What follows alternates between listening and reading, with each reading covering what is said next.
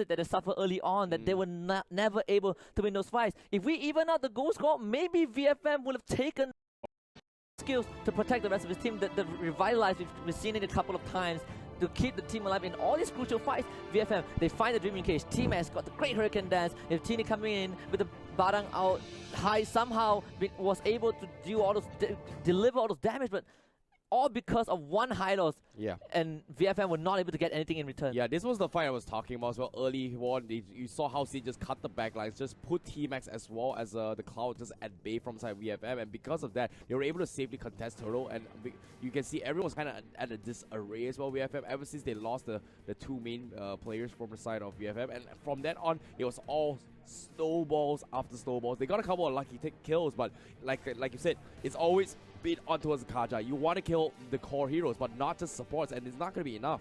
Yeah, and T-Max, despite that early Turtle mishap, you can see that he has been trying to start all this fight. This was the fight that it felt like a dream for VFM, but it's just RRQ with that amazing reaction and the lead. Liam somehow able to keep everyone alive, getting RRQ the first big team fight win. Yeah, I think the Revitalize is kind of broken as well in this current meta, just because the high loss ultimate just gives you so much heal. Revitalize, you can pop it despite getting stunned or knocked out, which is kind of ridiculous. And see, again, the Revitalize is proving to be such a big nuisance here, but eventually the last team fight here, that was where VEC, they had to bow out, because why? I Am Jago and Sin was always in a position where they could not get caught off, and that was where what VFM has been struggling throughout the entire game, which is kind of unfortunate. But overall, in general here, congratulations RRQ, taking another win here. 3 wins so far. Every game, RRQ. Yeah, and all they need, if they manage to close this out, they're literally one game away from that playoff spot. And it felt really short, it felt really quick, 2 hours in, but RRQ, they have shown such dominance. They can if you want them to play bloodthirsty, they will. If you want them to play patient, they showed us patience. Well, it's not going to be over yet here, because at the same time, Evos will also have their chance to go for a clean 2-0. But RRQ, now, they've got 3 wins here. Can they get the next one? I'm not too sure, but as of now, they look pretty done ready here. Yeah, and if you look at VEC Fantasy Main right now, they have to be thinking to themselves, oh yeah, what did we do wrong? We put off a lot. We put off a lot of good fights. We've seen the engage from T-Max. Those were perfect. That was possibly the best. Yeah, the best initiation you could hope for, and somehow RRQ managed to beat them at their own game. And VEC Fantasy Mate, you need to kind of reiterate and redirect how you're gonna play the rest of the game. Yeah, speaking of the rest of games as well, I think that in terms of draft wise, they need some kind of thing to actually do with the high loss here. I think they would answer the answer coming from RRQ. They were kind of they had this answer where, hey, you know, how do we do a high loss? Hey, we had a Baxia, done. But you can see how VFM, they did not exactly have an answer to it. Like, you saw how they were just focusing on towards the Revitalize. Yes, the Badang initially was for the Esmeralda, but now, when they put the Badang to commit into the high loss as well, where's the damage output? You saw a couple engagements as well. Which do you focus? You focus the high loss, or do you focus Esmeralda? You pick one, you're going to let the other one kind of like roam free. Yeah. Which is kind of unfortunate though. And it felt like the Badang was, they kind of picked the Badang a bit too early, because RRQ, they banned out Baxia simply because VFM didn't pick Baxia. They banned out Masha, sorry. They banned out Masha, but the third phase, you know, after Badang picked, Baxia was banned out. And if VFM went for Baxia, I doubt that RRQ would ban out Badang. They would ban out probably the Tamus instead. And this is just a prioritization for VFM that did not work out for them. Yeah. And I'm looking forward to see how they're going to be gathering themselves here, because game 1, they put all their eggs on towards T-Max as well, to just try to go for a perfect setup as well. And lucky, well, on that Valer, I don't know, like, it did not work out for me. Like, we know the support Valer is amazing in terms of roaming rotation, but you being the front lines getting cut off, that's going to be a tough thing to do. And I feel like they were constantly getting, how do I put it, getting caught off in a way. Like, you know, they had no answer most of the times as well, especially when the fight begins from side RRQ. When the Darkness Falls comes in, they were kind of disarray, kind of lost. What do we do? They could not pass the spells, and especially from the side of Harif as well, was one of the greatest counters, just because, like, hey, when Darkness comes in, Harif, despite the Zaman Force, what are you going to do? You can't hit anything unless you're side by side, and if you're side by side a hero like Esmeralda, you're going to get shredded off. side by side next to a Hellcat, you're gonna get silenced and shredded off. Yeah. Side by side next to a Hylos, yeah, you're not gonna touch him here, but it's a Hylos. How are you gonna kill it? Yeah, you're not gonna kill the Hylos in any way. And the Hellcat was actually the 4th pick for RRQ. And right after the Hellcat, VFM they went straight for the Cloud and Valia, which on paper makes sense. Cloud, you have the mobility. Valia, the pushback sounds really great, right? But again, because of the lead that Sin got off of one turtle fight, there was no way that your cores can escape. Beat the support, beat the tank. T-Max was way too busy. T-Max and team were way too busy trying to assassinate, trying to keep the cores from RRQ away from VFM. And during that process, they basically did not have resources to allocate to the Hellcat. Yeah, that Hellcat is one thing, you know. I'm a little bit curious to see how they are going to be playing the next game here, because why they seem to be getting ready here before they actually head towards the second game of the drafts here. I'm pretty sure they are going to be gathering some thoughts here. They need to figure out, it's their tournament lives, representing their country in the World Cup. They are in it to win it. Will they be able to pull it off against the Kings of Kings, RRQ? Yeah, and if we kind of look back to the statistic or the information we have about VFM, right? Their hero pool is slightly different compared to what RRQ have, and maybe this game, maybe they want to pull out something that they're more comfortable with. We've seen the Minotaur was in T-Max's pool. He did play the Archive, which was also one of his most played hero, but they might want to switch it up this time. Oh yeah, they may consider bringing in the Roger pick as well. I think like the reason why I said the Roger pick as well, like, I know it's a little bit off meta, but there are a couple of games here where VFM actually brought in the Roger pick, which worked out, because if you pay attention to those RRQ and VFM, right? VFM is kind of the teams that they love those hyper aggressive kind of plays. But in that game, in game number 1, RRQ was the one on the aggressive plays, whereas RRQ they usually play a very patient aggression kind of playstyle where they love to camp and set up a lot of ambushes here, which exactly happened. You saw how long they were just at a stalemate here, waiting in the bush, waiting for rival, and they were super patient. They don't really care about the creep waves. All they gotta do is just like have their front lines just camping one of the bushes here, BFM, and wait and wait and wait. You saw how the Hylos was just like in front. Hey, what do we do? What do we do? What do we do? Okay, let's just wait. VFM comes out, and they did like a good solid like 3-4 minutes. I'm like, VFM is not coming. We will take the fight to them.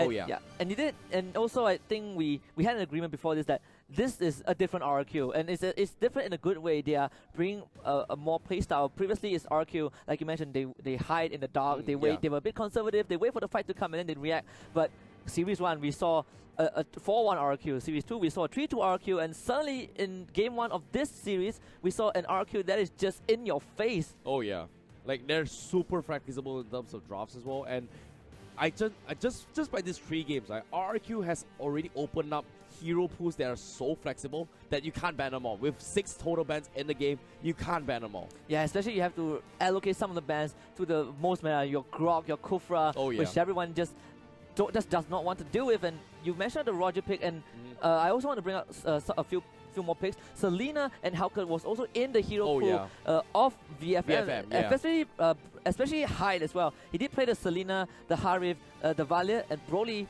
went for the Cloud, which was in the hero pool as well. Hellcat is also one of the choices, so again, they kind of lost against the picks that they are familiar with, which is totally fine because RRQ is one of the strongest team in their region. Yeah. But this game, they cannot drop it. They have to at least get 1 point to have a better chance of staying alive. Yeah, speaking of the 1 point as well, I think when you brought up the hero pool here, I'm pretty sure at the world stages here, every single team has their signature hero, but most of the mainstream heroes here, every team can kind of play it here. Hellcat is going to be like a semi-mainstream kind of pick here, where you see a lot of teams tentatively actually learn how to play. When you say like VFM, hey, they have that Selena pick, they have the Hellcat pick here. Selena is kind of like an aggressive playstyle, but I feel like, yeah, VFM is super aggressive, but I'm pretty sure RRQ has an answer to that as well. Just because like they want the first trendsetters here to actually just like first wave instead of just going to group waves here, diving towards enemy buffs here, alongside the Kimi as well. But unfortunately, they say the Kimi was kind of banned off in that phase out, and I wasn't expecting it to be banned. Like I was hoping like, hey, let the Kimi slide, let's find a way to actually deal with it. Yeah, and I think the priority will kind of still stay away. Kimi will still be out of the spotlight for now because of we have limited bans, 6 bans in total. And if you are VFM right now, maybe you can consider picking up the Kimi because you definitely have a player that can play Kimmy, then he has to be able to play Kimmy. Same with RRQ, but in that previous game, RRQ, you can see that because of the fact that they didn't pick Kimmy, it means that they have a flexible hero pool. But the draft is ready. This is the second game of this best of 3 RRQ. They just need one more for another 3 points in the bag. Let's take a look at the drafts here. Masha going to be first ban coming from RRQ here. So it seems to me very similar drafts coming from all 3 games coming from RRQ that has been played here. Xbox will be followed by from the side of VFM. And what are they going to do? Are they going to be banning off the Xbox once again? No, actually, sorry. Banning off the Kufra or Grok?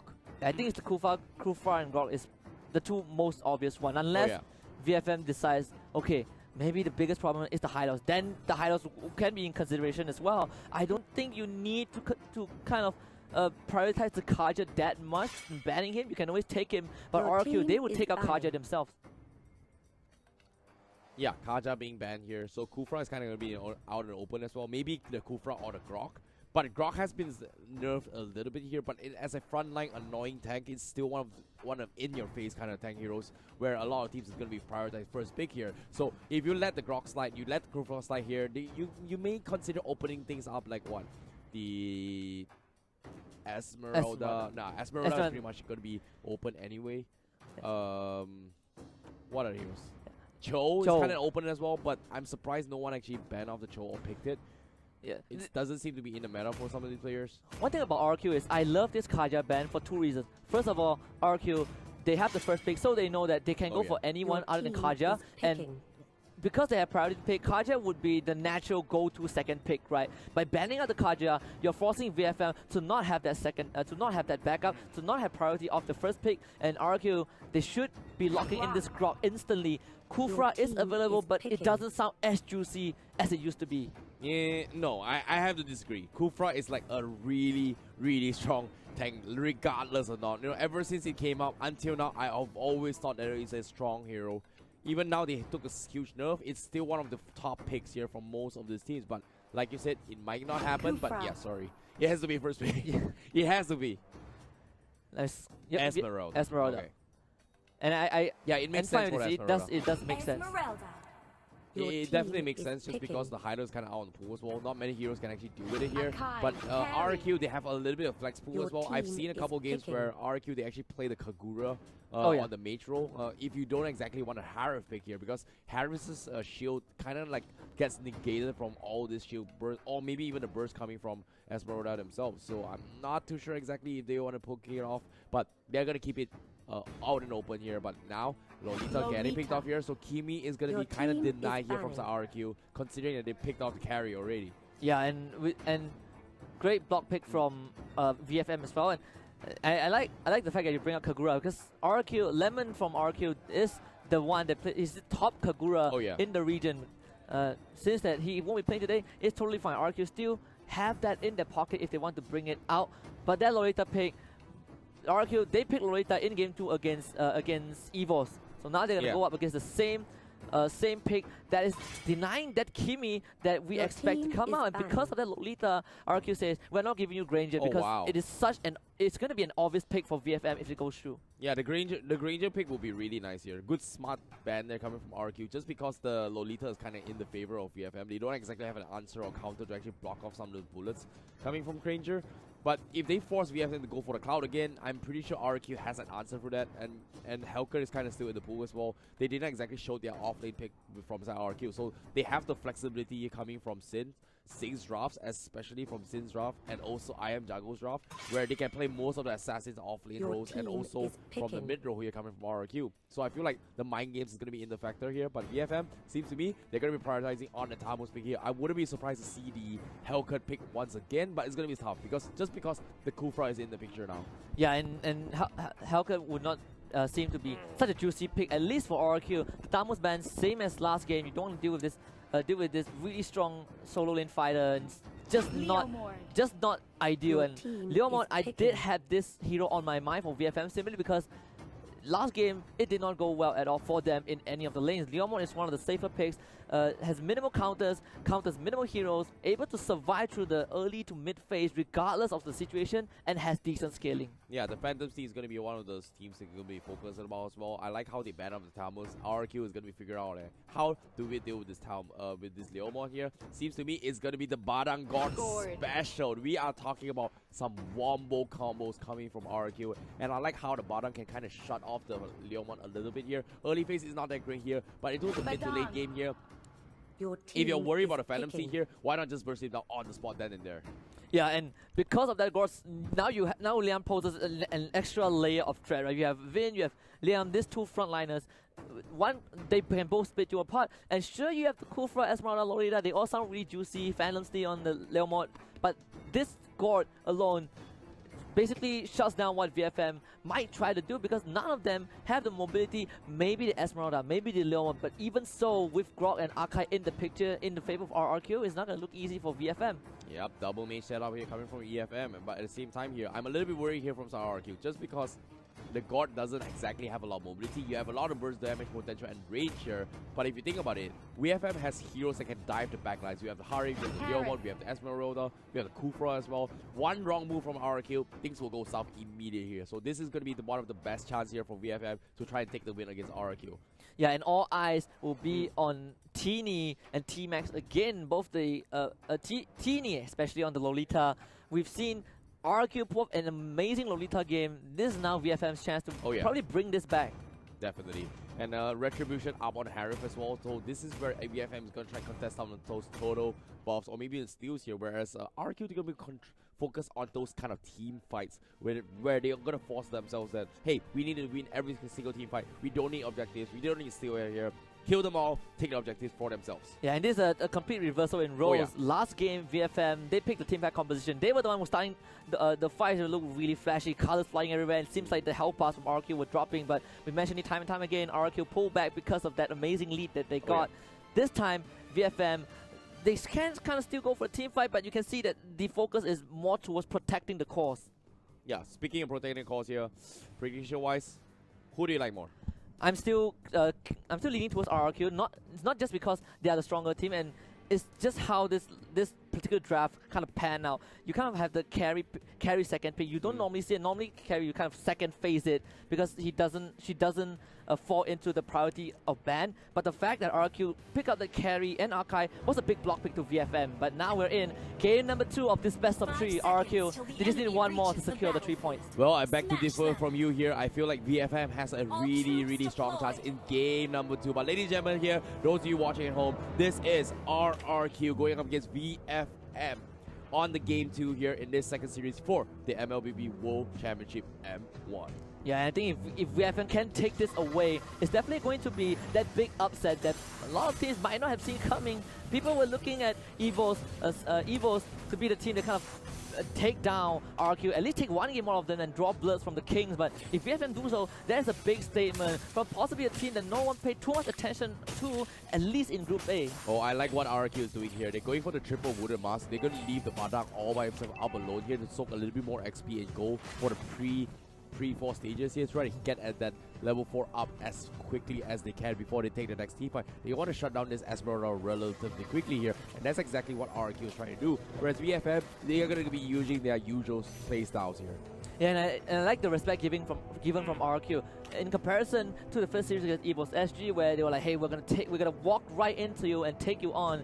RRQ, for this series at least, they've been playing a bit slow, maybe because of what VFM the uncertainty of what VFM can bring to the table, but at the same time, it's just patience from RRQ. Just amazingly good discipline from this team. Yeah, how long can they be patient? That's going to be the question here. They have the Grok to go for the aggression here, but I can see that they're going to be using the Grok not just as an aggressive open, kind of like an open ward where he's going to be opening up the map here, but I can see that it's mainly used to try and zone or push back any guys from VFM from diving the God from behind, which is exactly what they're trying to do here. I am Jago, he's already have the 4. Is he going to go for the laser beam? Let's see, but as of now, Lucky. They do find Lucky, but here comes the fantasy for Teeny. jump straight on the Tuturu, will get the pushback onto him, and here comes High. They're gonna flicker right in, and Teeny will get the first blood onto Carry. Very well done. Liam goes down as well. That's the double kill for Teeny, and guess what? VFM, they wanna go for more. Lolita will get the third one, and VFM with a strong opening onto RRQ. Yeah, this is what I'm talking about here. In composition, why RRQ is going to have the perfect wombo combo, but the early phase here, let's take a look here. They don't exactly have much to work with here. They were kind of caught off guard here. They overextended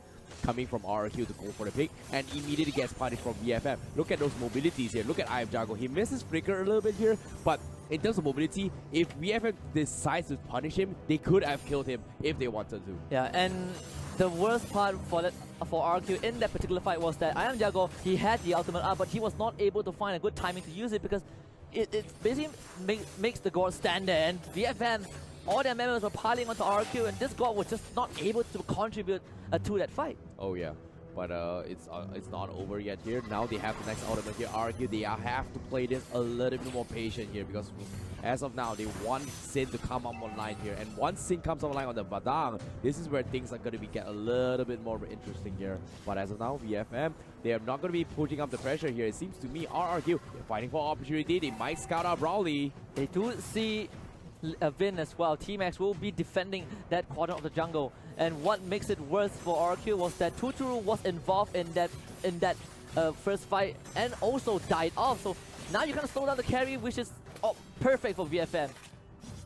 Tuturu, you know, the gold crab here is going to be up for contestants here. You can see commitments coming from RRQ, but this commitment has a reason for them here. You can see RRQ, they want to stall the gold crab here so they can buy a little bit more time here for Sin to come over line, but slowly but surely, rotations are coming in. They might cut in here. Oh, nice wall there. He stole it away, and Liam kind of isolated Hurricane Death, but again, here comes Teeny for killing spree, and Liam no longer for the wall. Harry will bring it out, and it's Hyde with that 5th kill for VFM, and RRQ collapse. Nice wall there, seemed like a good start, but RRQ got baited. Here comes the Aura, but Brawley, not enough damage. They need more on Sin. It's not over yet as well. RRQ, they will lose Tuturu down below, and VFM, they're back in the game. Yeah, VFM, you talk about how this team is the aggressive team. They are the aggressors. They like to take fights. Game 1, they took the fight, even though they're on the back foot. Guess what? Now they have the lead. They're going to keep doing this, and they're not going to stop. Yeah, just based on the draft. That's the power of the Kufra, right? Like you see, RRQ was a little bit afraid here. Most of the times, Kufra was just in your face. They're afraid of those Tyrants' rages, afraid of those Tyrants' revenge as well. And we have not seen a really big play coming from Kufra, from VFM. But RRQ, I'm pretty sure in their minds here, they're very worried about it. Yeah, and because of 2 botch fights, RRQ now, they are on salvage mode. They need to kind of fall back onto low economy mode just because Tuturu was not able to gain any benefits off of that. 2 deaths for this carry.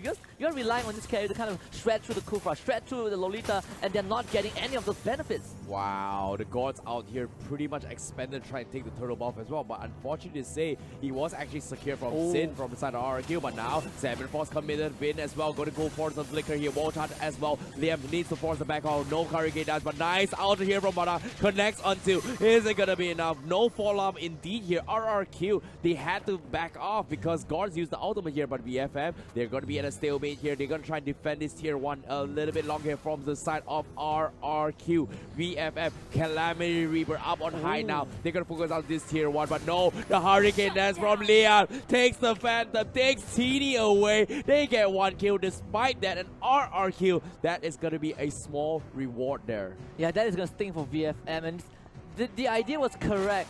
Teeny wanted to play the zoning game, but kind of ignore Liam, who was there, who was ready with a Hurricane Dance, just pushes him back to that inhibitor. No way for this Lemon to get out. Worst part was VFM didn't get the tier 1 tower, and now RQ able to get that small lead and on the hero with the highest bounty and a streak as well. Fantastic defense there coming from RRQ. Like, they took that situation pretty well.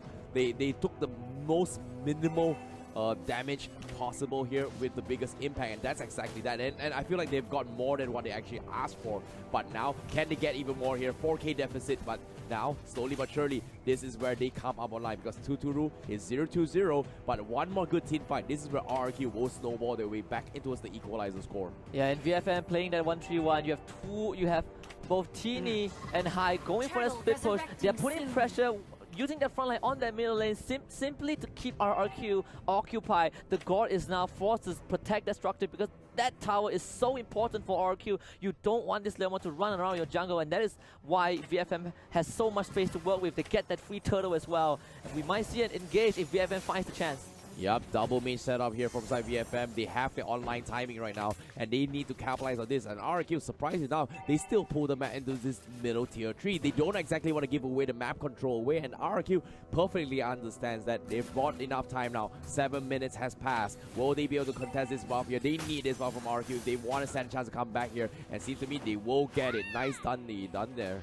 And the second time that RRQ was able to secure that buff, but for the first time RRQ bleeding a bit against VFM, has lost all that tier 1 tower. It's going to be VFM taking more and more control, and this is where it starts to get scary. You have this Kufra and Leomon running together as a duo, constantly trying to invade the jungle. Sin is not going to be in a good place. Uses the bottom out, gets the pushback, but the damage is not there. T-Max does come in to join the fight, but Sin will survive that, and now RRQ gets the wall into Lucky, block him more, but not able to convert that into anything. And now I am Jago a bit isolated to get the Ghost stun, but this is the immobility that you mentioned. VFM will find one, and Sin will be called out as well as Broly will dance on him for that revenge. Badang taken down. Yeah, VFM with 2. Not gonna be able to do anything about this here. Grok here trying to go for the protection phase, but now he's gonna try to open the map a bit here. But where's the fallout? They've lost Sin, they've lost I am Jago. They need 2-2 to come online, and that's gonna be the game plan here coming from RRQ. But will they be able to buy enough time for the VFM? They're 8-1 score now. They've got 2 crucial kills. They're gonna buy a little bit more time here to start poking under the towers here. Deficit wise here is favoring about what? About an 8,000 deficit now. Yeah, VFM, they have woken up after game 1. Not a single second in this game 2 that RQ has ever gotten a single goal lead. And VFM now 8 kills to 1. They've completely shut down Tuturu. Tuturu needs at least 5 more minutes, and I don't think VFM will give him that time. This is where the Lord will respawn, and VFM, they are ready to take on this fight if RQ dares to step forward. Yeah, VFM right now, they're perfectly understanding that RRQs, hey, this guard, let's just punish him. They don't exactly have anything to do much here. And see, look at this, Lucky, he's getting bursted out, but so what? It is a Kufra, he's super tanky, but Tini popping the Phantom Seed here from the backlines, but they're going to try and dive on the I am Jago once again. Unfortunately, he doesn't catch it, but they're caught out in the open. Are they going to go for the commitment here? But Liam going for the flicker as well. Hurricane does, getting forced out, doesn't connect, and here comes the Numinon Blast. Connects on Archive. A lot of spells being committed here, but VFM, they disengage. They're going to focus on the Lord. They know carries up on top. Tuturus are not there. VFM, they're going to focus on the Lord here. RRQ, how are they going to do this here? But Lord outspulls, and they will get it. Here comes a big ultimate. Is it going to be enough? Esmeralda will take him down, and VFM, they come up on top. What a clean fight. The moment I am Jago finishes that ultimate, VFM, they put the pressure. They were not looking for the kills. They were looking to push RQ back, but RQ now tries to get something in return. T-Max survives that, but guess what? It is now the Broly show. He is way behind, but he will get one for now. Is Sin taking out Tuturu out of the fight. That's your RQ core completely eliminated, and Broly is not afraid to go for more. Pushing RQ back into the base. The suffocation is real from VFM. And with the lore secured, it seems like VFM, they are looking for their own payback. This is going to be a tough one. Yeah, like you said, they need the payback. They've got the understanding here, but unfortunately, they were sitting on the sides watching how RRQ playing on the sidelines with that guard pick, and this is where their results are here to show. We are not here to lose. We are here to win it. RRQ, you pull the guard strat, we have an answer, and this might be game, but at the same time, it's not over yet to the Fat Lady Sings. RRQ, they're not in it to win it. How will this go down? Yeah, and I mentioned about the Leomon pick early on. His decent scaling, that is not easy to shut down. He always has this window to recover, and VFM, they use him to maximum efficiency, and now they're engaging on their first inhibitor with the Lord, and it's just a big ultimate coming down from VFM. They will take down the Gauntlet straight to the backline. I am Jago will be able to survive that. Carry will take down that Lolita, but VFM, they're going to continue this pressure for a bit more. Hide on the killing spree. Second inhibitor inside, and they will be able to take down that structure as well. Broly jumping right in straight against Liam needs to desperately protect this place for RRQ, but no, mega kill, and look at High going crazy for that wipeout. Triple kill for this Harif, and VFM, they draw blood from RRQ. VFM right now, they take that win. Retaliation indeed, and RRQ, they lose game number 2. Yeah, but like I said as well, I'm never a big fan of guard Badang strategies. It works out, but if you show that one type, immediately people will have an answer for that, and that's exactly what VFM did. They were sitting with us as well on the sides here. They were watching how RRQ played that against Evo's SG, and they came out on top because of that. They planned a new strategy for it, and this is the answer that they answered. But at the same time here, we're evening the score. We're resetting it here in towards a best of 1 series in a sense, where we're heading a bit towards game number 3. Who's gonna come on top for this? And after game 2, I would say that I am at a loss right now. I'm not sure if it all comes down to the draft, right? 15 kills to 2. This was not even close. VFM, they had the stranglehold onto RQ from the very beginning, and props to the entire team, but especially that Leomod pick. I just felt like this Leomod is a really safe pick, but because of that lead that got early on, you get 3 kills on this Leomod, there was no way that RQ could have stopped him.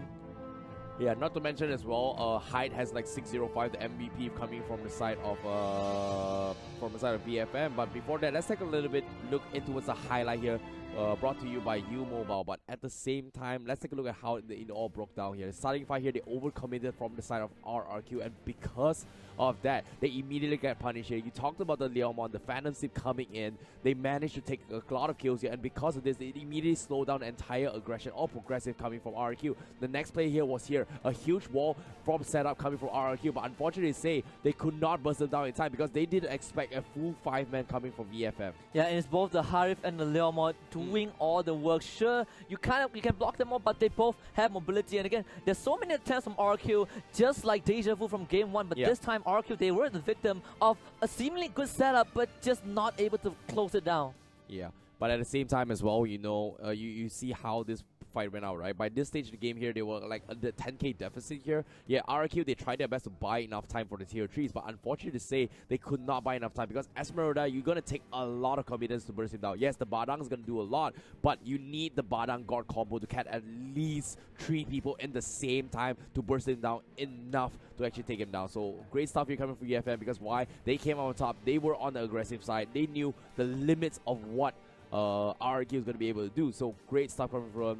Looking forward to see how game 3 is going to go here because RRQ now, they have to reset their minds. They're no longer in walk in the park. They are here to win as well. Yeah, series 1 might be easy, but series 2 is VFM with the clapback. They say, EVOS, they are not your concern right now. We are your concern. If VFM takes this series off of RRQ, the group is suddenly wide open once more. So speaking of which, VFM, you know, we talked about their drafts right early on. You talked about Selena, you talked about Leomon, you talked about I talked about the Roger as well. I'm not sure if you're going to be playing it again as well, but I liked how VFM switched up their playstyle from game 1 to game number 2. I talked about, hey, they're an aggressive team. Why not play to those aggressive playstyles here? And now, bringing it to game 2, RRQ was definitely caught off surprise. But that's the thing, right? When it comes to drops here, the God and Badang doesn't come online as an aggressive pick early on. And because of that, it just opened up like this free window pass for VFM to just say like, hey, let's go in. Let's play on the aggressive role. Let's go. Let's fight. And that's exactly just what happened to them. But game number 3 here, we have the drops available. And this time, blue side is going to be from the side of VFM and RRQ will be on the red side. And also, just quickly recap to the game 2, the bans, right? I've talked about how the Kaja ban was smart from RRQ, and I stand by my word. It is a block pay. You deny the Kaja and you secure that Grok for yourself, but opening the Krufa and Esmeralda kind of gave VFM the confidence that they need. That's pretty much something they have to ban off here, but Xbox here getting first ban coming from our side of RRQ. Pretty standard stuff. Masha as well coming from VFM. I was expecting like RRQ say like, hey, you know what? I don't want to ban a Masha. You know, I want to just let it slide here. I want to pick Masha for myself. But VFM says like, you know what? First ban Masha. Not gonna have it here. Out of pool. Seeing how you play the Evos. Nope. Nope. Yeah, nope. Just a lot of X's right there. I mean, in RRQ, that Masha was out of control in that game 1, and Evos was just not able to stop this particular hero. At one point, I think when the game ended, her net worth lead was almost 3,000 ahead of every single hero in that particular game. So VFM, I think it was 4,000 actually. Yeah, 4,000 ahead of everyone. That's even more. That's even scarier, right? That's why VFM, Masha ban. Also the Kaja, it's their turn to take out Kaja. We might see either Grok or Kufra go through, but RQ, Now they have to make a really big decision. Yeah, but when you talked about a Masha pick as well, I think early on, I think when the fight against Esmeralda with Evo's Esports SG, that was something I did not expect because he took down Bambi relatively quickly in that fight. Like it was like 3 to 4 hits. The Masha just like, whoa, wait, Masha hits that hard? Oh yeah, you'd be surprised. Which is why for that particular game, RRQ, they played that 1-4. Right? Masha was left alone almost the entire game, and RRQ, they learned their lesson. They banned out Kufra, but that means Grok is now given away. RRQ, they might fall back to the high lows for Liam.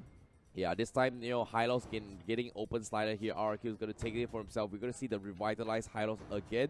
But the Grok is also in the pool. So they understood the power of the Kaja here. Banning the Kaja is fine. Grok is still playable. You saw how, despite RRQ picking the Grok here, you saw that the Grok can't exactly do much unless you're playing for an aggressive strategy. But just because of drops here from game number 2, RRQ couldn't play the super hyper aggressive strat, and one bad team fight in the early stage here just allowed them to be a little bit unable, handicapped in a way. So in this case here, VFM, they're an aggressive team with the Grok. Are they going to push up the aggression this time?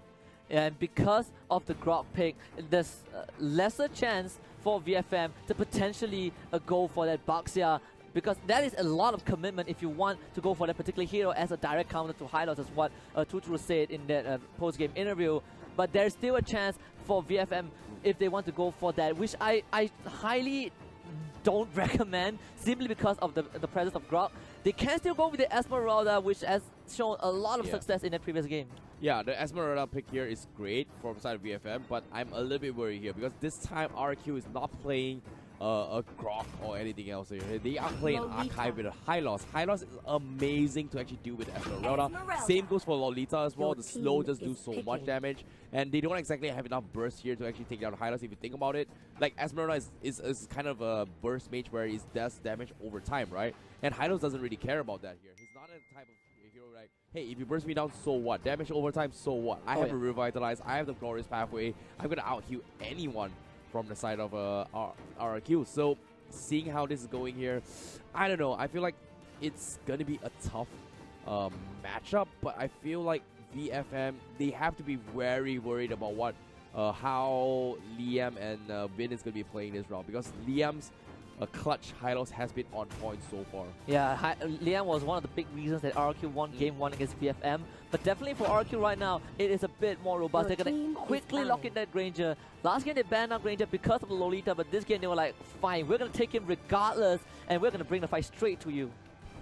Well, Granger pick here from side of RRQ, so we're going to see Tuturu on the Granger pick, despite having the Lolita. Very ballsy pick. But at the same time, he's not that worried just because the Esmeralda is going to be in your face all the time. But I'm worried here from side RQ because right now, they have so much damage that they have to dish out from the side of BFM. Like, they have the Grok that's super tanky. They have the Esmeralda. She's later on is going to be coming out very super tanky as well. Same goes for the protection coming in from the shield of Lolita. So they need something to burst their way through. And right now, Hylos and Akai isn't exactly the kind of burst heroes that this does a lot of damage. Same goes for Granger, which comes up online at least after the second item comes in, the second core item comes in. And finally, RRQ bans out that Harv. First game, they managed to handle Harv pretty well. Second game, Hai just went absolutely berserk on this particular hero in RRQ. They don't want to deal with it anymore. They know that Granger already has a lot to deal with.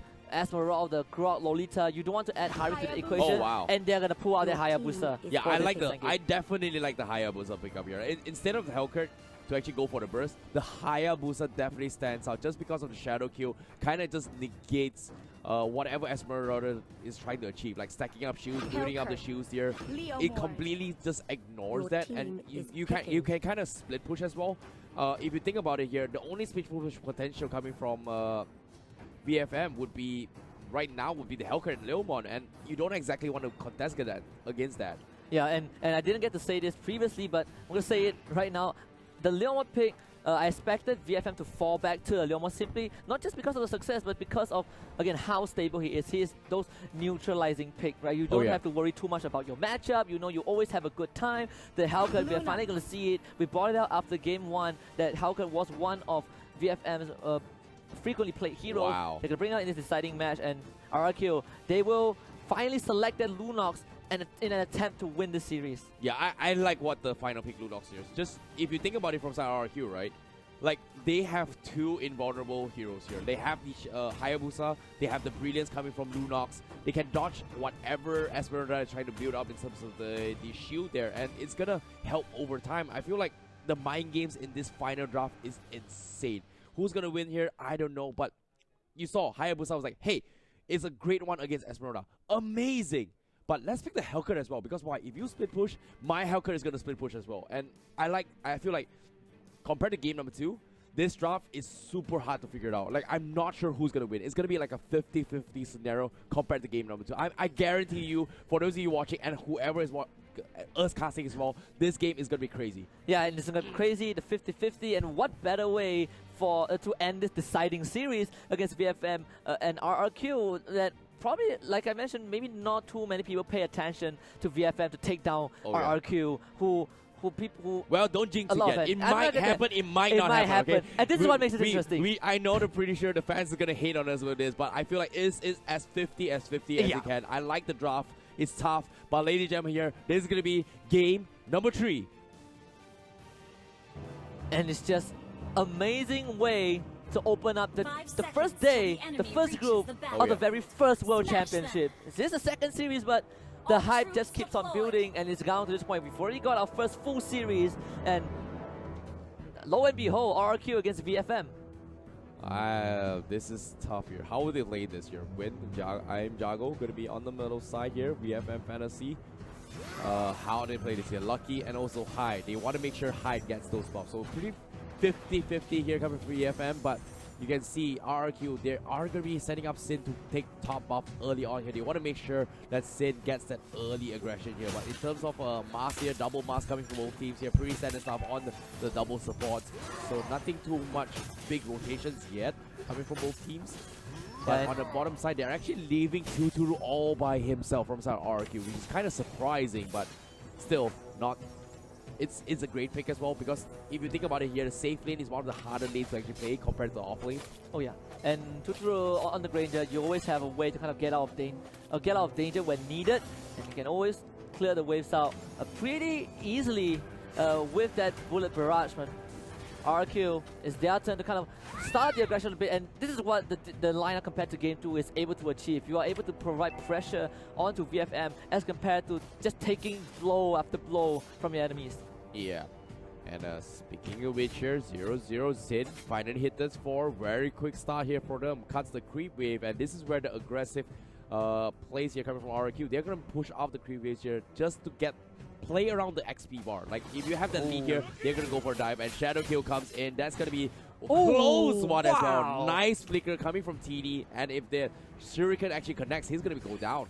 What a clutch flicker from TD to get away. He was really for it. He knew that Sid's gonna dive on him because he did not have that level 4, no Phantom Seed, but now it's VFM's turn to retaliate. Tuturu does use the flicker away. The tower doing a lot of damage. T-Max trying to survive it. The shield does block out damage. The Village here from behind. The right choice is still able to get Broly. Yes, they will. T-Max will go down as well. 2 for RRQ. Mistakes were made here coming from VFM. Overextension indeed. Nice shield block there. Not giving Tuturu for the kill. He needed that kill for the bounty hunter for the additional goal here. But because of that 2 kills, immediately open things up just beside the turtle pit. And this is where RRQ, they're going to contest this turtle pit. That's him in. He want to dive in. He's saving it. He steals it. What a steal. He's going to use the turtle bomb. He's going to kill Win. Here comes the revitalize. They can't kill him off. How will they please? Tuturu with the Death Sonata. Gets the last kill here actually. I am Jungle. Will finish well. Does he have the brilliance? He's trying to switch it off. Can he switch it inside? Nice dodge there from I am Jungle. VFM. They're going to reset his fight. Here comes the silence. Here comes the Helga. They're going to take off Liao. It's going to be a 50-50 one. And like I said, Husky, I guarantee you it's as close as it gets. Yeah, RRQ, they get the advantage in kills, but they lose the turtle. So VFM pretty happy with that. And they're going to go for Sin. What a block from the Grok. And Sin's trying to really jump away with those shadows. And Lucky was ready for him for the second time in a row. Sin trying to run away. Can VFM catch up to him? Lucky, he needs one more block to go for the swing with the totem. And Helga will fight healers, and they will kill off Lucky as well. Here comes the fantasy, and Teeny is ready to Dance, not Hurricane Dance, not enough from Liam.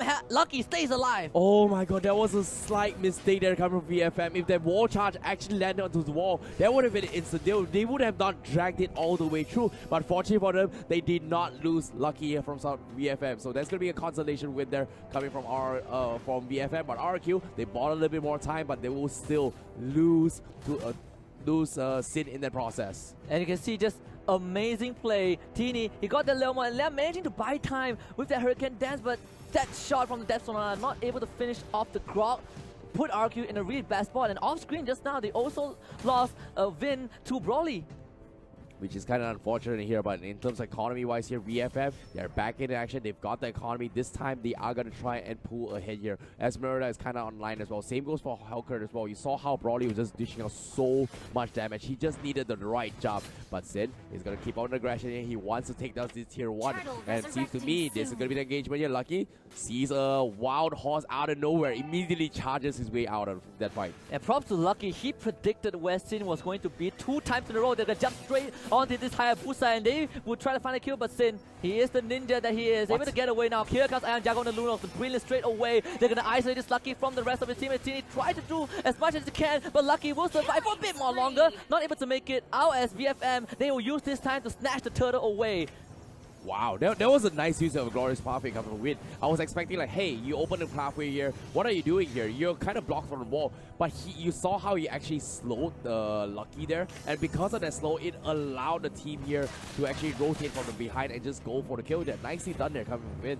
A second turtle going over to VFM, but because of what RRQ were able to get a kill onto Lucky and that first tower, we are almost back to even in terms of goal. RRQ, like you predicted, 50-50. This is what we want to see in Game 3. Everything out the window, especially you have this Lunox Hayabusa lineup for RRQ. Yeah, and at the same time, iJungle right now, he's got 3-0-0 on the Lunox. He cannot afford to die. Same goes for Hyde, who's on 1-0-0 right now on the Esmeralda.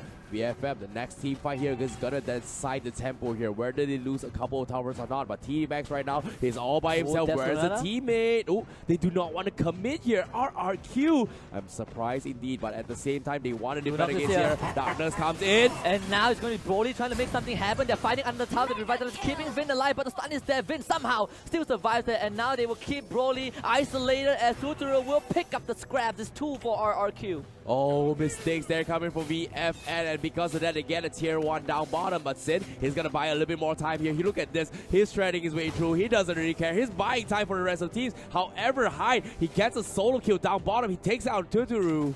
And that is a consolation for VFM. They might go for more. The wall does miss from Lucky, but Teeny will still commit onto this. And Liam, trying to make it out. He does block out the lemon for now. The flicker not able to connect. Here comes the wall charge, and Hyde, the backup is there. Lucky though gets the swing from the totem, kills off the Liam instead. Oh, what a bait there coming from RRQ, because right now Lucky will pay with his life. And if you think about it here, that play there from RRQ was like Kobe Bryant passing the ball, going for the alley-oop dunk. If you think about it, right? Sin was buying time from the side of Lucky as well as Teeny. They were wasting like a good solid 1 minute there on top lane, who did not exactly do much here. They couldn't kill off Zin, and they passed the ball all the way to Liam to buy time. And as soon as they passed the ball, yes, he paid with his life, but he forced the Grog into position here. You know what? My Lunox stays a little bit far. Iron Jago needs it here. Let's give him another kill. And that's exactly what they did. And the economy here immediately building slightly ahead here from RRQ. Could have been more for RRQ if not for VFM securing that third turtle in this game. They are recognizing all these opportunities. RRQ, you're busy killing off our cross, you're busy defending your team, we'll take the turtle. Ever since that first steal, VFM has been putting a lot of emphasis on this objective, and that is what's been keeping them on their toes against this formidable nemesis. Yeah, great like you mentioned the turtle as well. Great salvation from side of VFM as well. If they did not get a turtle here, RRQ would have pulled ahead way far ahead as well. But speaking of which here, now here comes the battle of the tanks here. Grog versus Hylos. Who's going to come on top? The rock or the horse? Well, it seems like it's going to be none of them for now. Well, there's another horse here. Yeah, there's another horse. There's a guy with a horse. No, one is a centaur, and one is a horse. I don't know, man. What's going on? But arrival up top here to try to stop the tier 1 being breakdown from the side of Vin. Gotta be really careful if I rejuvenate, but they will blow right through that. The healing not enough. and that is your front line down for RRQ. And VFM, they smell blood, is Liam isolated, and darkness arrives, darkness falls. Hellcat turns off the light, they'll get another kill, this time on the Archive. That's both your front line down, and Sin now comes in for the salvage. That's the higher booster. Jago needs to find a way in, but that's a mega kill. 2-2 down, and the hammer stun right on top of Jago. And this is the time for VFM to shine. The wipe the ace, and Vietnam will rejoice as they find the first team fight that they need. What a play, what a play. Let's take a look at the recap here. Apparently Liam, the arrival all the way towards the top to stop to stop, I think, the Hellcat here from taking down the tier 1 up top, and because of that, he was kind of open. It was like, what was he gonna do? What did he need to do? And it was a little bit late here, but as soon as he came down, he immediately got picked off, and it was too late here. RRQ lost that team fight hands down because of the play. They tried to salvage everything, tried to defend against everything, and VFM, they took advantage of the situation. Yeah, we talk about T-Max and Lucky, but T-Max with that flicker stun, able to catch out Jago, who was the core of RRQ in that particular fight without those front lines, and VFM off of that lead. We talk about how the goalie was even all the time that VFM recovered by taking 3 turtles, but right now they are in a 4K net worth advantage. Yep, the Lord is going to be available here. RRQ, they have to buy a little bit of time here. Concentrated energy up on towards Jago as of now. So he's going to buy a little bit more time here, but Hyder needs to die at least once here from side VFM if they want to equalize the score. But unfortunately, say the Holy Crystal is up on high now. Yeah, and RRQ, invulnerability might not be the right choice to win this because Vin, again called out, has to use the glorious path to get away. Another ultimate expended, and this time VFM, they can't afford to not go for the kills. As long as they push RRQ back, they are pretty fine with it. Trying to buy time here from side RRQ, and you can see VFM, they're trying to blur out the Lord to try and pick this fight here. Yeah, VFM is just drawing this safe zone for themselves, and RRQ, they're finding a harder and harder to kind of go out from their own base, but Liam with the Hurricane Dance not able to find any sort of opportunities for his team, and for the first time in a long time, VFM managed to split RRQ apart. How are they going to do this? VFM, they're cutting the back lines. They're just starting on the Lord here. The Lord is there. halfway through. RRQ, they want to attempt to contest this, but VFM, they're going to pull off the Lord straight away, and they will finish off Hylos before anything else, and that will force an immediate retreat from RRQ. But RRQ, they desperately need to get this Lord, and here comes Hellcat again. He switches off the light, and VFM want to go for more. It's Brawly. Sin with a great sidestep has to go into invulnerability, but Lolita zones out the rest of RRQ, and Monster Kill will be taken away by VFM, and this should be Lord secured.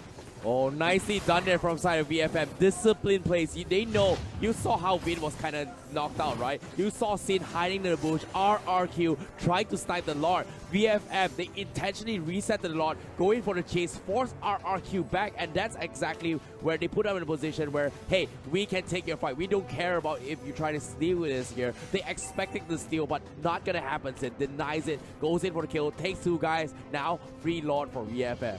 And game 1 just feels like a fluke right now from VFM because game 2 was convincing. Game 3 looking to go down the very exact direction. Hylos from the side of RRQ been laying out those glorious paths, those red carpet that should have been the path to victory, but VFM just used it as their own spotlight.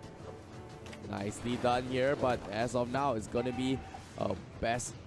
Either team is going to be taking 2-1 here, but VFM is very close to it. The Lord is going to be closing up this tier 3. RRQ going to be cleaning in this house very, very easily here. And however, VFM is going to think about cleaning out all the outer turrets here in this red side. And here comes the stranglehold, the strangulation from VFM. You keep RRQ boxed in inside that base, and there's only so much that this Indonesian squad can do. Sin not able to get anything much.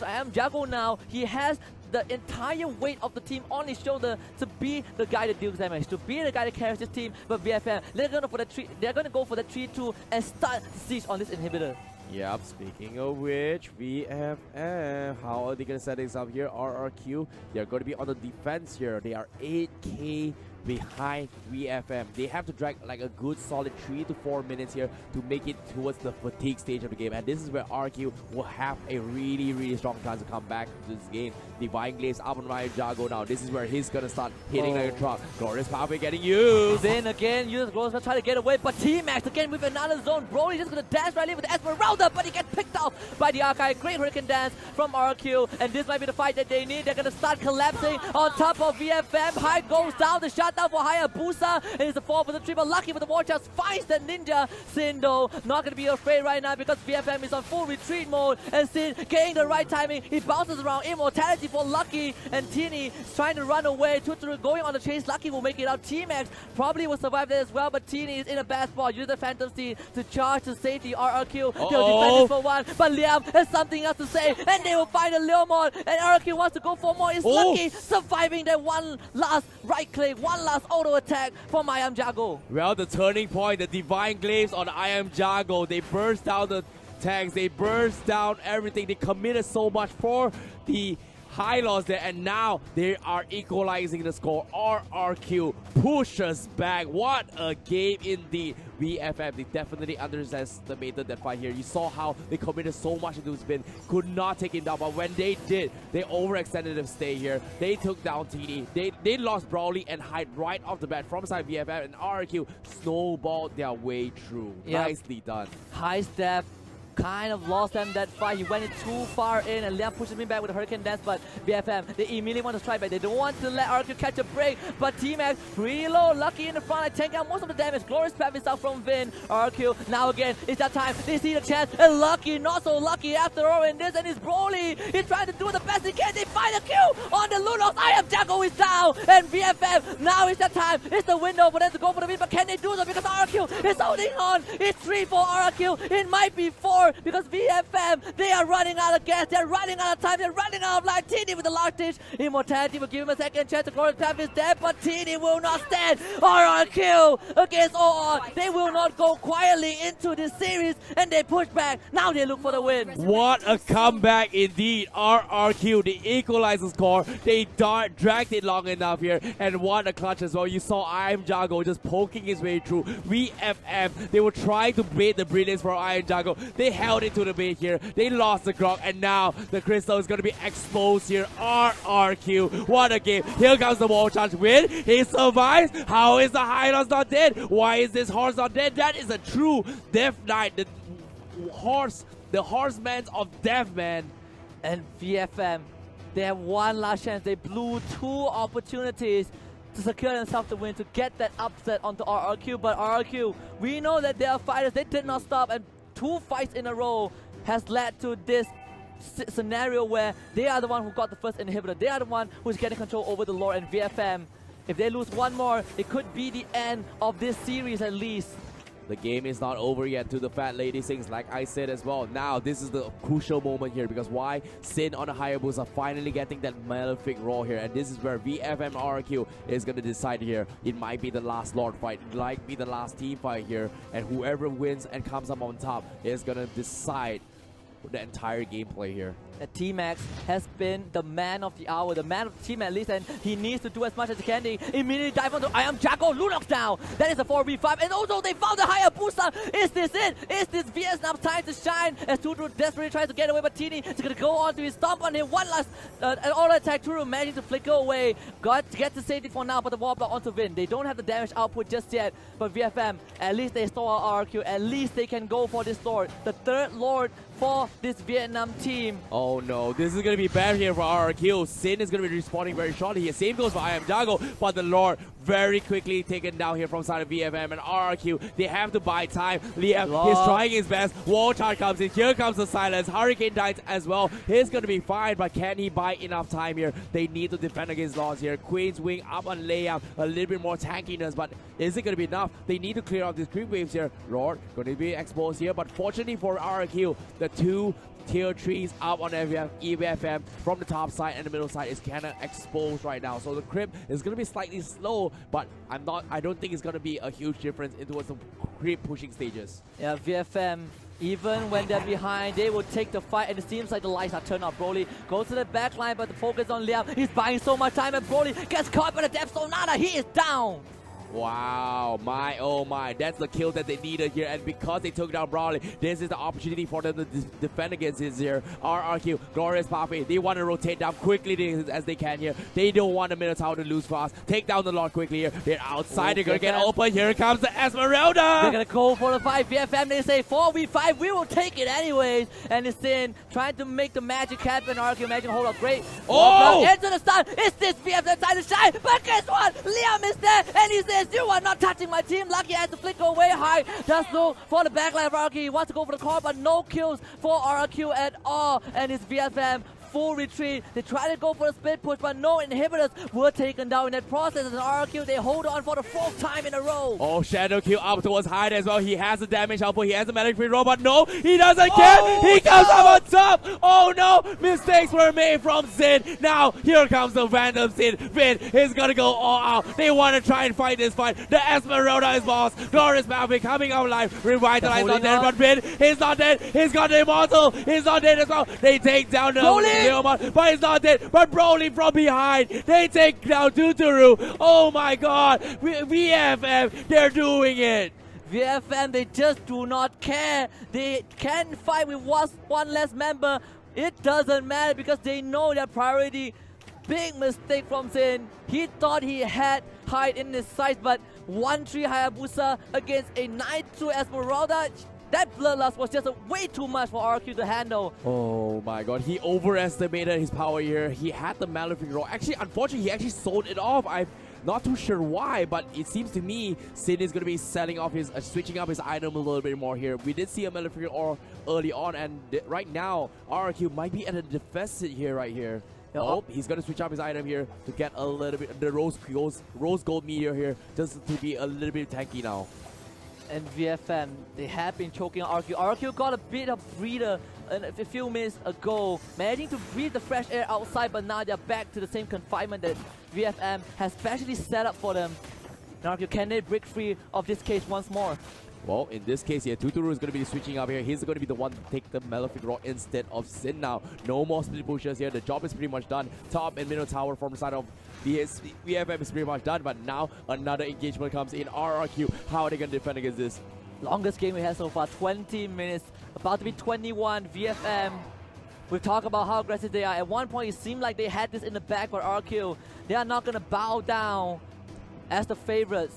Yep, it's not going to be happening yet there, but Courage must outrun with a little bit more mobility to work with here, especially to get out of the sticky situation, especially in the name of Hyde. Same goes for Broly as well with those silence here. Power potion up on Tiny now.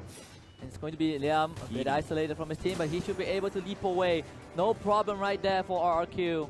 The defense for this particular lineup is strong enough to hold on against VFM, but VFM, we're going to get this tug of war, this push and pull continuously until someone gets picked up, and Vin will be the target for T-Max. This is tough here because why power potions up on Broly as well. RRQ, they need those the potions up as well from their end if they want to win the next engagements. They have to play this a little bit slow. RRQ, but can they buy a little bit longer time here? Dominance Eyes is up on I Am Jago here to try and defend against this aggression, this physical burst coming from Helker and also the Leomon. But the Lord, 50% now. This might be the last fight. And again, VFM, they pull away from a lot. They go for the reset because they want the kill. They find I Am Jago. He's isolated. I Am Jago needs to get out. The block makes sure I Am Jago can't get away. He's forced into the Prince, but he can't get out. And everyone from VFM will pile on Team I Am Jago. Still survives from now. Gets the shield. And now it might be a chance to do the damage. But the Great Lolita ultimate does block him off. And now the Great Wall from Lucky and VFM. They're going to start doing the damage. And here comes Broly. Keep your eyes on this Helker. Not able to get in. Vin is going to soak out as much damage as he can. And RRQ might go for re-engage. Another Great Wall coming out from RRQ. But VFM, they're running out of gas. And RRQ might want to get this over with. Oh, it's not over yet here. They're trying to do defense here because RRQ, they're pushing back. VFM, they have to back out. They've committed so much.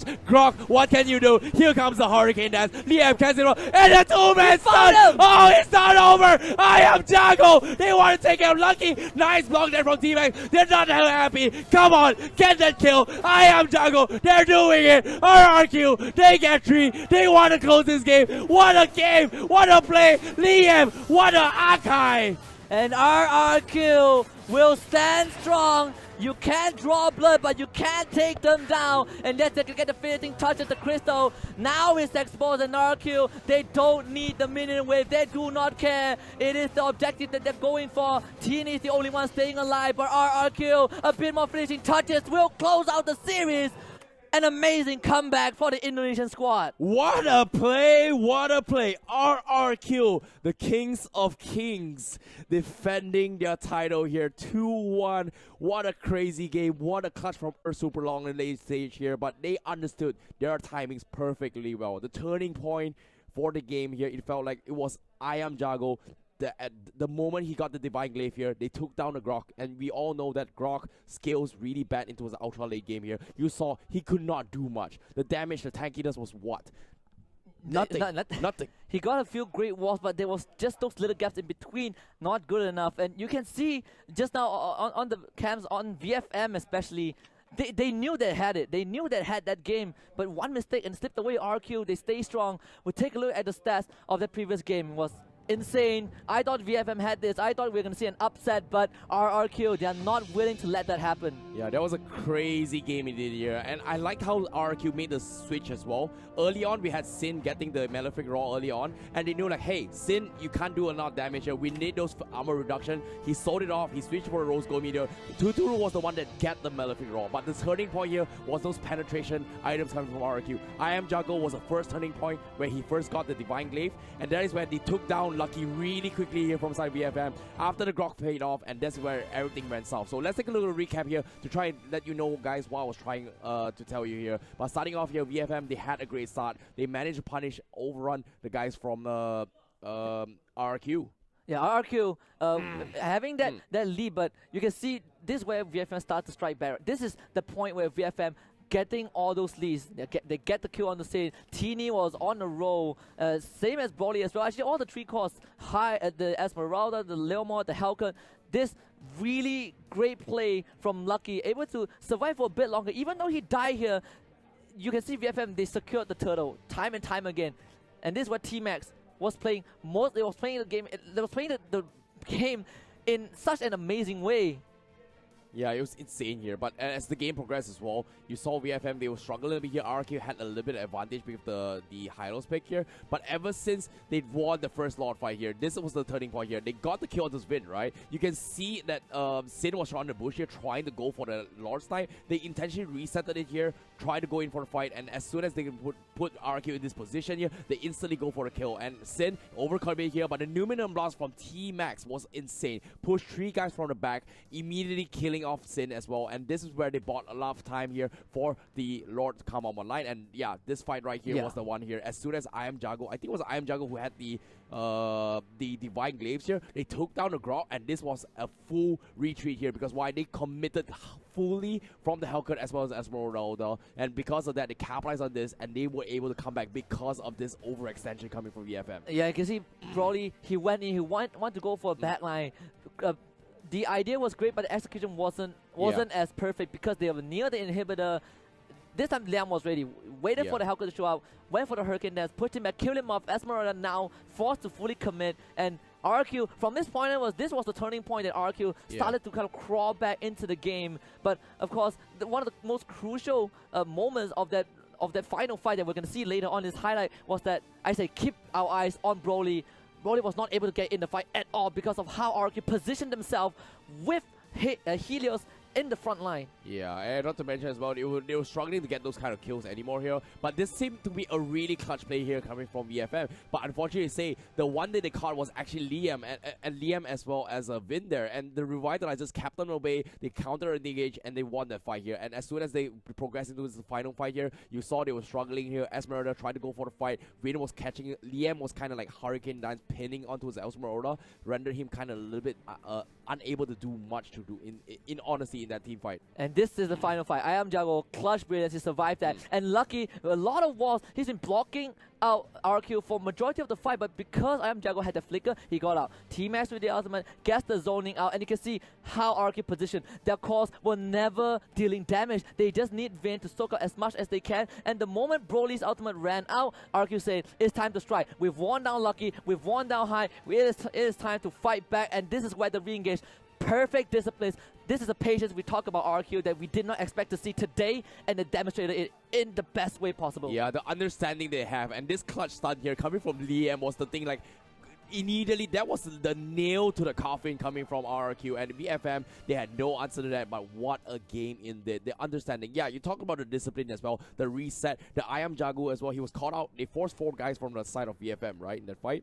Hey, let's go for the brilliance. Oh no, I'm stuck. I'm gonna die. Flickers, gets baited, gets caught out in the choke point. They take the win. What a game indeed coming from RRQ. The understandings, the communication, and the trust between teammates was phenomenal. Yeah, and when you talk about VFM, yes, the Grab, they take fights again and again, and a lot of times, especially in Game 3, most of the times they want it out.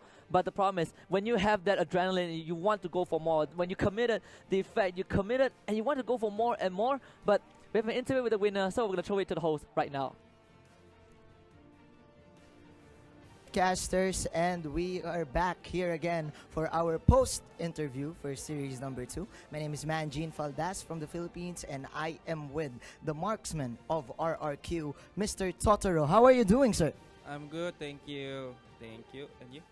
I think you guys are coming in strong in this tournament, having 5 points already, and probably will secure the upper bracket. But game number 1, you clearly dominated the series, and game number 3 was a slobber knocker. Why did you think that you guys lose game number 2? We got quite surprised about their pick. It's like Esmeralda and Harry is quite surprised because they're gonna play super early, so and our draft is super late, so we just get a little bit surprised about the draft. Yeah, so basically we lost the draft lah. Yeah, so clearly it was because of the draft and the surprise pick coming in from VFM. But of course, I can feel all of the pressure coming into your team right now. What did you guys do in order for you to prepare in this M1? It's our prepare is like keep it chill. Yeah, but mostly my teammate is like about, I know the mental is not strong enough. Like I try to bring the motion, like the flow is try to enjoy the game. Try to enjoy the game and of course be chill but composed. But of course, sir, do you have any shout outs to your family and friends back in Indonesia? From Indonesia, you know, like we are from RRQ, we are from Indonesia. Please keep supporting us. You know our logo, like FIFA RRQ. Yes. Fight. All right, fight RRQ. That is Totoro, the marksman of their team. And let's now throw it back to the shoutcasters. Take it away. Thank you so much, Manjin here. And of course, like Totoro said as well, they were definitely caught off surprise in game number 2 here as well. The Gord pick here was ultra late. Same goes for the Badang. But as soon as the Harif and Esmeralda came in here, they just ran rampant. They